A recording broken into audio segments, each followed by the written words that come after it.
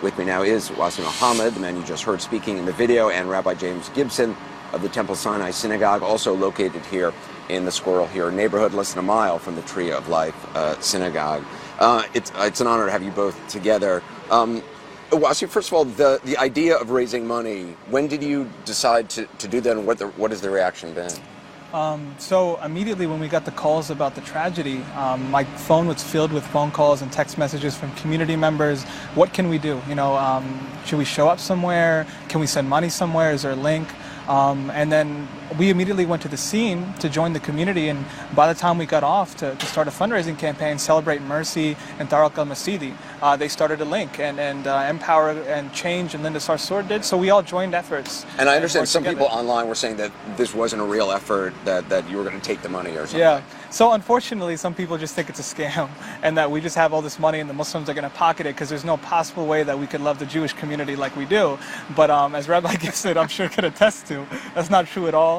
We know everybody involved. It's not like we just had to get their phone numbers. It's long-standing relationships. Well, that's the thing, and I think, Rabbi, that's such an important point you and I were talking about before, is that you have the Jewish community here has a long-standing community. This is not something that has just happened in a long-standing relationship with the Muslim community. Well, and we've worked at it, and I have had dear friends in the Muslim community. Every time I come to the Islamic Center in Oakland, part of the city, I'm welcomed as an honored guest.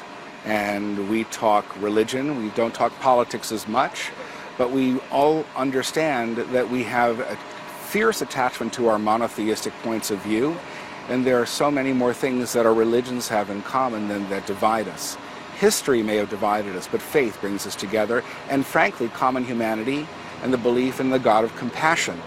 It's called Rachamim in Hebrew, or El Rahim, right, in Arabic. I just want to make sure I got it right. We have the same notion that God is compassionate with us, so we must be compassionate with each other.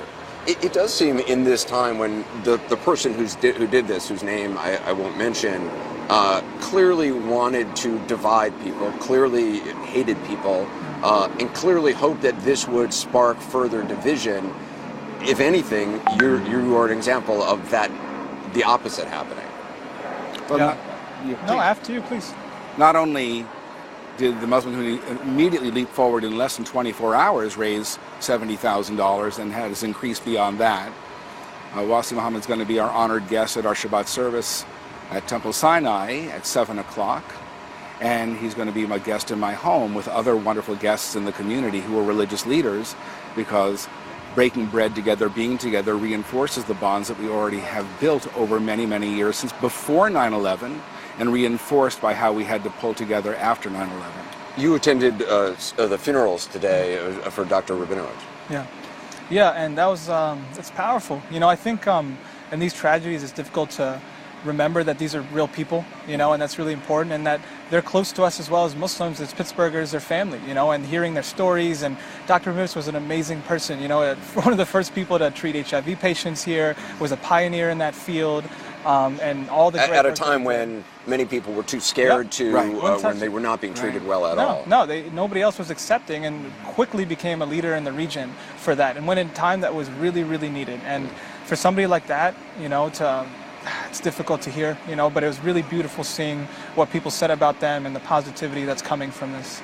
And so many funerals ahead. And, you look at the ages of the people. I mean, Rose was 97 years old. Right. I mean, it's just sickening.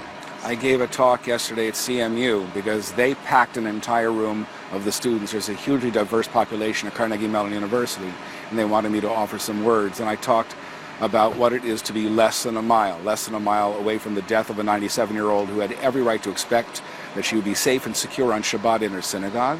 A synagogue she'd attended for 60 years, Right. Yeah. often taking the same seat, her daughter told And at the me. exact same moment, me holding a baby that I was naming, hearing this news, going on lockdown in our sanctuary, and smiling at this baby and crying at the same time over the world that she's coming into, and hoping that she will make better use of it than some of us have. Wasi, obviously the president is coming today. There's been a lot of discussion about that. What do you feel about that? Yeah, I mean, we were really happy with how the community came together and the solidarity and messaging. And I got to say, I think it's Mayor Peduto said it best. He said that check with the families and also come later, because the public safety officers have been bending over backwards. Right. 4 of them were injured in protecting the victims and jumping in. I just think it's extremely disrespectful. I don't think it's a smart move. I understand coming here, we appreciate that sense, but not when the families don't want it, not when the community doesn't want it, not when the mayor tells you that our public safety infrastructure is not prepared for it. It's not appropriate. Rabbi, we're outside the synagogue. Every day the crowds have been growing, Right. people coming here. How do you help a community heal? I mean, how does this community continue to move forward? You know, there's a national movement called Solidarity Shabbat, where we're telling people, reject hate, come to shul. Come and pray. Come be in community. You don't have to cry alone in your room. You don't have to be obsessed with the news every moment and worry about what's going to happen to you. What you can do is come to community where you'll be embraced and your fears will be validated and accepted and you will be loved.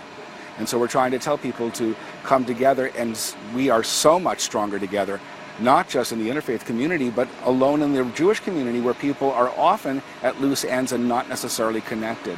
It's also so touching to me that the 2 brothers who were buried today, Cecil and David, who had special needs, who were pillars in this, and beloved, everybody seems to have known them in this neighborhood. So many people who may not have even known them personally attending their funeral today. I mean, to me, there's such a message in that of support. And I think the hundreds of people who were at the Rabinowitz funeral give the same message. A lot of those people never knew the doctor or knew the brothers, and they heard about them, or they simply want to be with the Jewish community as we go through our anguish and grief.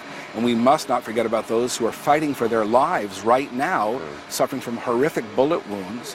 One of them is a beloved community chaplain in the Jewish community, Dan Legger, who's already had 3 surgeries and is, thank God, stable, but extremely, tenuous in ICU right now. And we are just desperate that he recover and come to full health. And Rose's daughter is also injured. She was shot. I visited her yesterday in the hospital. Rabbi, thank you so much for all You're your very doing. welcome. Appreciate Thank you, watching. Thank you. Really an honor. Appreciate it. Appreciate it.